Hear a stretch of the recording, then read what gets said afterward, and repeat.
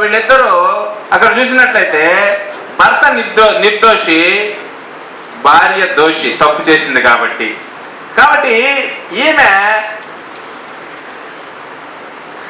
విడనాడినటువంటి దాన్ని ఎవరు పెళ్లి చేసుకోకూడదు. భార్య భర్తను విడనాడవచ్చును, భర్త భార్యను విడనాడవచ్చును. కారణం ఏంటంటే షీస్ అడల్టరస్, అందుకంటే ఆమె వ్యభిచారి. తర్వాత రెండవదికి చూసినట్లయితే ఇప్పుడు భర్త దోషి, భర్త తప్పు చేశాడు, భార్య నిర్దోషి. అప్పుడు భార్య ఏం చేయొచ్చు అంటే,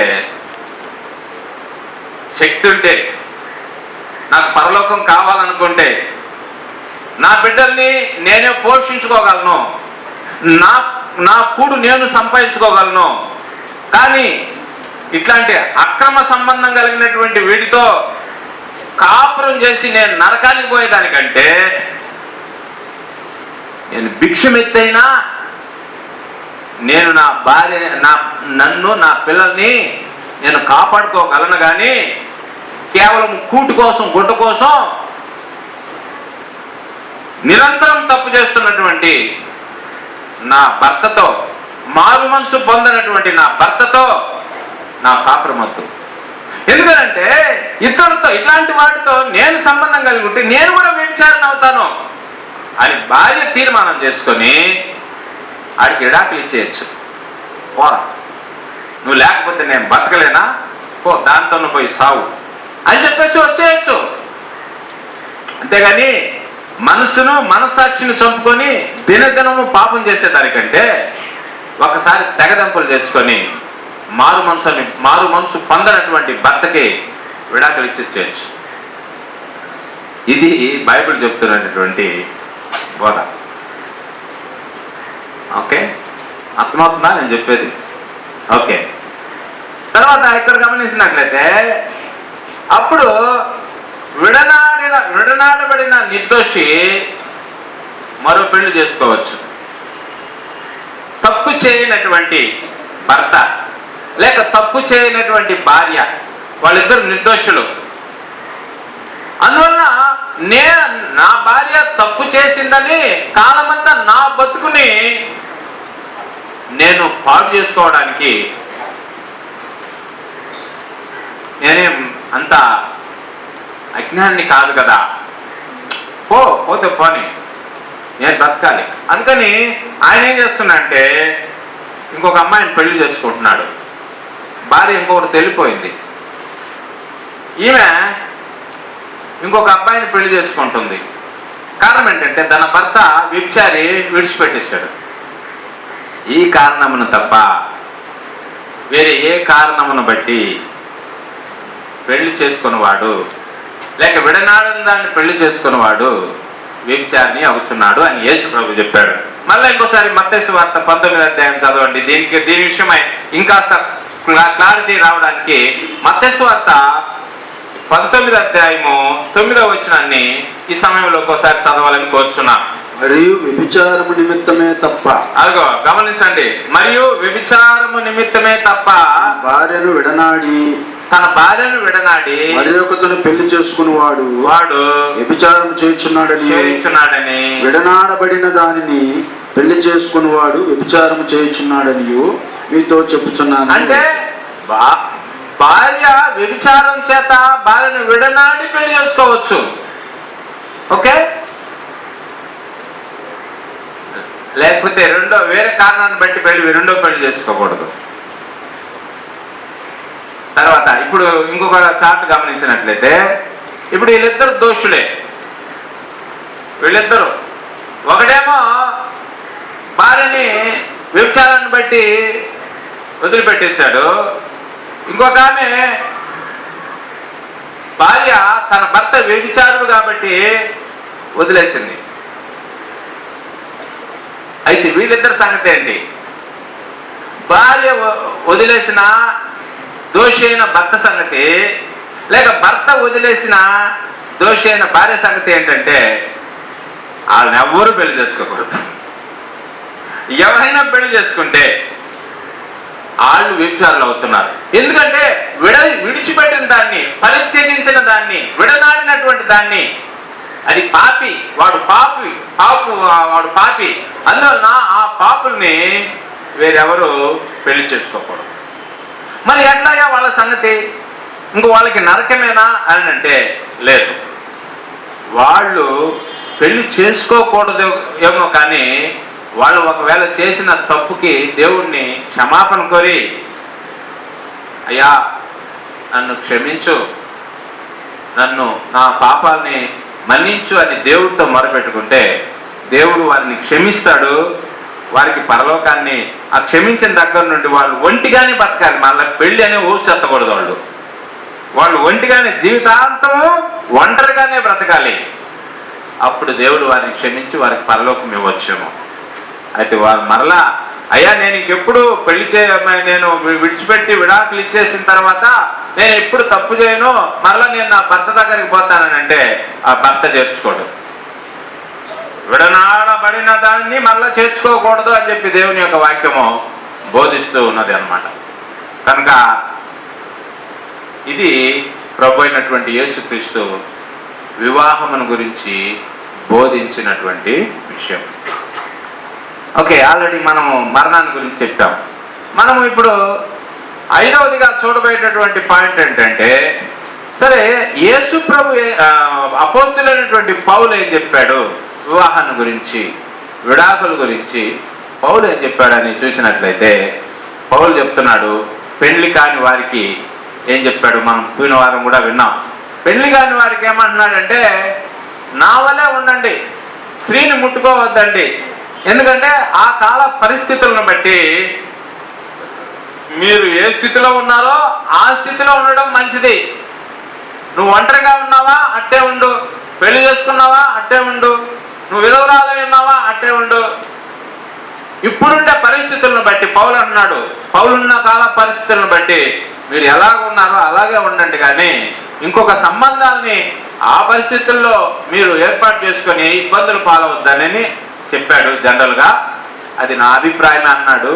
అయితే పౌలు ఇంకొక మాట అన్నాడు, మనసు నిలపలేని ఎడల ఒంటరిగా ఉండడం,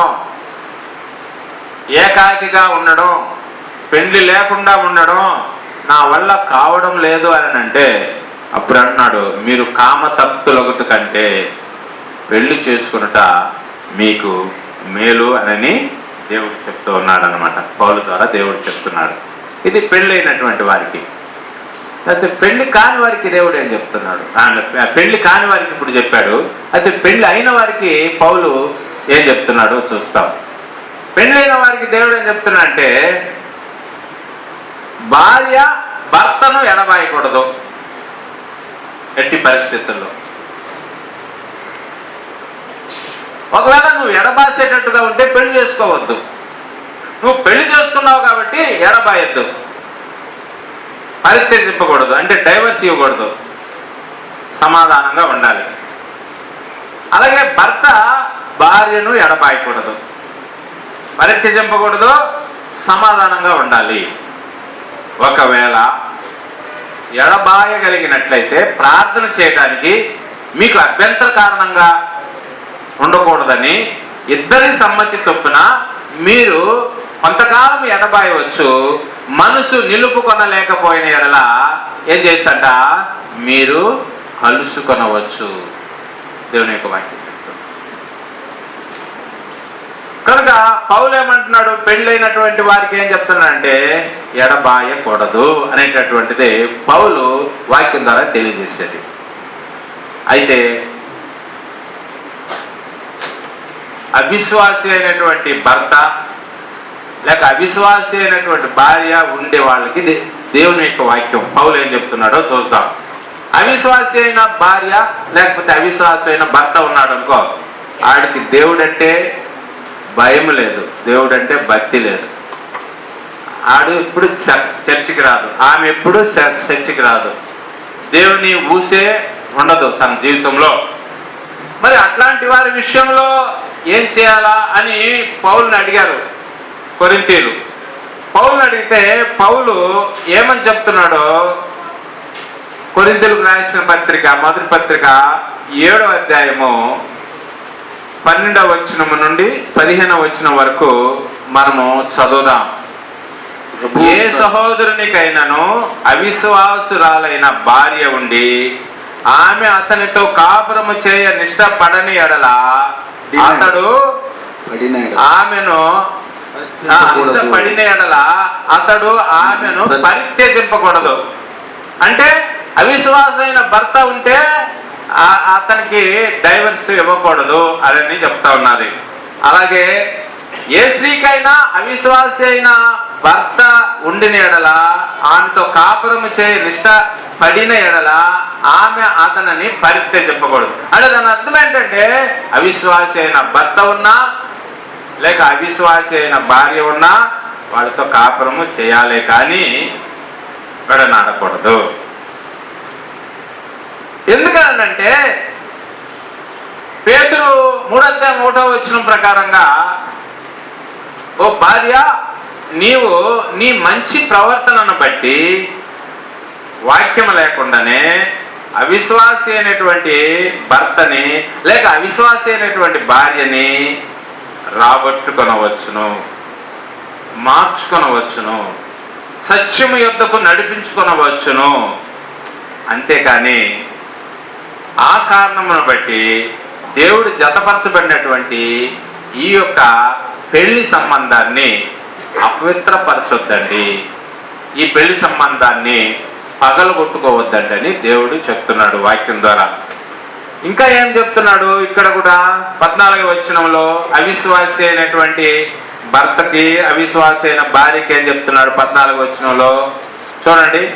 విశ్వాసి అయిన భర్త భార్యను బట్టి పరిశుద్ధపరచబడును. గమనించారా? విశ్వాసి అయిన భార్యను బట్టి భర్త పరిశుద్ధపరచబడును. అవిశ్వాసురాలైన భార్య విశ్వాసి అయిన భర్తను బట్టి పరిశుద్ధపరచబడును. లేని ఎడల మీ పిల్లలు అపవిత్రులు అవుతారు. ఎందుకనంటే చాలా మంది కేవలము కొన్ని చిన్న కారణాల వలన విడిపోయిన దాని వలన వాళ్ళకు పుట్టినటువంటి పిల్లలు ఏమవుతున్నారంటే అపవిత్రులు అయిపోతున్నారు. అంటే వాళ్ళు తల్లిదండ్రులు లేకుండా పెరిగిన పిల్లలు, తండ్రి లేకుండా పెరిగిన పిల్లల్ని, తల్లి లేకుండా పెరిగిన పిల్లల్ని పరిశోధన చేస్తే వాళ్ళు పెద్దోళ్ళు అయిన తర్వాత వాళ్ళ యొక్క జీవితాల్లో చాలా లోపాలు కనుగొన్నారు మానసిక శాస్త్రవేత్తలు. కారణం ఏంటంటే చిన్నతనము నుండి తల్లి ప్రేమ, తండ్రి ప్రేమ, తండ్రి క్రమశిక్షణ, తండ్రి యొక్క అధికారము, భయము, భక్తి లోపించిన పిల్లలు, అలాగే తల్లి యొక్క ప్రేమ, అనురాగము, మమతలు, ఆప్యాయతలు కోల్పోయినటువంటి పిల్లలు పెద్దవాళ్ళు అయిన తర్వాత కఠినులుగా, కర్కశకులుగా, జాలి లేనటువంటి వాళ్ళుగా, క్రమశిక్షణ లేనటువంటి వాళ్ళుగా, భయము భక్తి లేనటువంటి వాళ్ళుగా తయారైనారు చాలామంది. ఏదో కొంతమంది సంఘంలో పెరిగినప్పుడు, వాక్యంలో పెంచబడినప్పుడు, తండ్రి లేకపోయినా తల్లి లేకపోయినా వాక్యమే తల్లిగా, వాక్యమే తండ్రిగా, దేవుడే తండ్రిగా, దేవుడే తల్లిగా వాళ్ళు ప్రయోజకులు అయినారు. కానీ జనరల్గా చూసినట్లయితే, లోకంలో చూసినట్లయితే పిల్లలు ఎందుకు అపవిత్రులు అవుతున్నారు, పిల్లలు ఎందుకు పాడవుతున్నారు, పిల్లలు ఎందుకు రౌడీలుగా, పోకిరి మూకలుగా తయారవుతున్నారు అని అంటే వారికి చిన్నతనంలో నుండి తల్లి పంచవలసిన ప్రేమ లేదు, తండ్రి పంచవలసిన భయము, క్రమశిక్షణ లోపించడం కారణమున ఈ విధంగా తయారవుతున్నారు. కాబట్టి దేవుని వాక్యం ఏం చెప్తుందంటే, మీ వలన పిల్లలు సఫర్ అవుతున్నారు కాబట్టి మీరు విడిపోవద్దండి, సాధ్యమైనంత వరకు సమస్యలను పరిష్కారం చేసుకొని మీ పిల్లల కోసమైనా మీరు కలిసి బ్రతకండి అని వాక్యం చెప్తుంది. అయితే ఈరోజు ఉన్న సమాజంలో చాలామంది స్త్రీలకి ఆర్థిక స్వాతంత్రం వచ్చిన తర్వాత పిల్లల కోసం, సమాజం కోసం, బంధువుల కోసం భర్తతో 25 ఏళ్ళు కాపురం చేసి, లేక భార్యతో 25 ఏళ్ళు కాపురం చేసి, ఇప్పుడు భార్య భర్తతో సూటిగా చెప్తుంది, అయ్యా 25 సంవత్సరాలు నేను నీతో ఉన్నానంటే కారణం ఏంటంటే ఈ పిల్లల కోసం, ఈ పిల్లల్ని పెద్దోళ్ళు చేసే దానికోసం. నా గుండా ఈ పిల్లలు పాడవడం నాకు ఇష్టం లేకపోవడం వలన నువ్వు చెడ్డోడు అయినా నీతో నేను ఇంతకాలం కాపురం చేశా, ఇంకా చాలు, నేను చేయలేను నీతో. కాబట్టి దయచేసి నాకు మీరు ఇద్దరం ఒప్పుకొని విడాకులు తీసుకుందాం. మ్యూచువల్గా ఇద్దరు ఒప్పుకొని విడాకులు తీసేసుకుని వెళ్ళిపోతున్నారు చాలామంది. 25 సంవత్సరాల వైవాహిక జీవితం తర్వాత పిల్లలు పెద్దోళ్ళై, వాళ్ళకి పెళ్ళిళ్ళై, వాళ్ళ జీవితాలు సెటిల్ అయిన తర్వాత, బాబు ఇంకా చాలు నాయనా, నీతో చేసిన ఈ కాపురం నాకు చాలు, ఇక మిగిలిన జీవితాన్ని అన్నా నేను ప్రశాంతంగా, స్వేచ్ఛగా, స్వాతంత్రంగా, మంచిగా బ్రతకని అని చెప్పి వేరైపోతున్నటువంటి జంటలు కూడా ఈ రోజుల్లో చాలా ఉన్నాయి. అయితే దేవుని వాక్యం ఏం చెప్తున్నారని అంటే, ఎందుకు అంత కష్టం? ఓ భర్త, నువ్వు దేవుని యొక్క వాక్యం ప్రకారంగా మారొచ్చు కదా. ఓ భార్య, ఓ అవిశ్వాసి అయిన భార్య, ఓ అవిశ్వాసి అయిన భర్త, దేవుని యొక్క వాక్యం సత్యం ప్రకారంగా మారొచ్చు కదా, దిద్దుకోవచ్చు కదా. ఎందుకు మధ్యలో 25 సంవత్సరాల తర్వాత విడిపోవడం ఎందుకు? మరణం వరకు కలిసి జీవిద్దాం, మన పిల్లలను చూద్దాం, వీలైతే పిల్లలు తాత ముత్తాతల వరకు హాయిగా బతుకుదాం, ఆనందంగా జీవిద్దాం అని ఎందుకు మారకూడదు అనేటటువంటిది.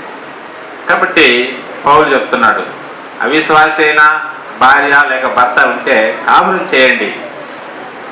ఒకవేళ ఇష్టపడలేదా, నేను వెళ్ళిపోతాను, నాకు ఇష్టం లేదు నీతో కాపురం చేయడం అని భర్త అన్నాడు అనుకో భార్యతో, సరిపో. భార్య అనిందనుకో, సరిపో.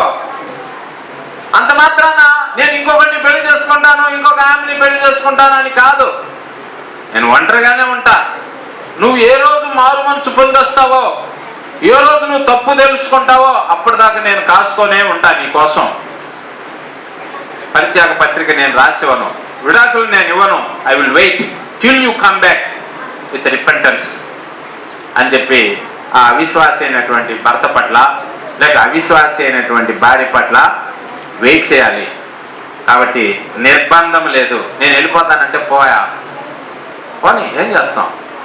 అందుకని నువ్వు అతన్ని గట్టిగా పట్టి పెట్టుకోవడానికి వీల్లేదు. నువ్వు పోకూడదు అమ్మ, నువ్వు వెళ్ళిపోకూడదు. ఎంతకాలము తుమ్మితే ఊడిపోతుందన్న ముక్కు అట్నే పెట్టుకోగలవు, తుమ్మకుండా ఉండగలవా? కాబట్టి నేను వెళ్తానంటే వెళ్ళు, ఇంకేం చేస్తాను, వెళ్ళు. కాబట్టి నా సాగు నేను చేస్తానని చెప్పి పంపించేయడమే. అందుకని పౌలు ఏమంటున్నాడంటే కొరింథీ పత్రికలో, ఓ స్త్రీ, నీ భర్తను నీవు రక్షించుకుందువో లేదో నీకేం తెలియను. ఓ పురుషుడా, నీ భార్యను రక్షించుకుందువో లేదో నీకేమి తెలియను. అయితే ప్రభు ప్రతివానికి ఏ స్థితి నియమించనో, దేవుడు ప్రతిదానికి ఏ స్థితి ఎందు పిలిచనో ఆ స్థితి ఎందే చూసుకోవలెను. సంఘములన్నిటికీ ఈ విషయమును నియమించి ఉన్నాను అని చెప్పాడు. అది అవిశ్వాసి అయిన భార్యకి భర్తకి ఉండవలసినటువంటి సంబంధం. కాబట్టి ముగింపుకు వచ్చేసాం.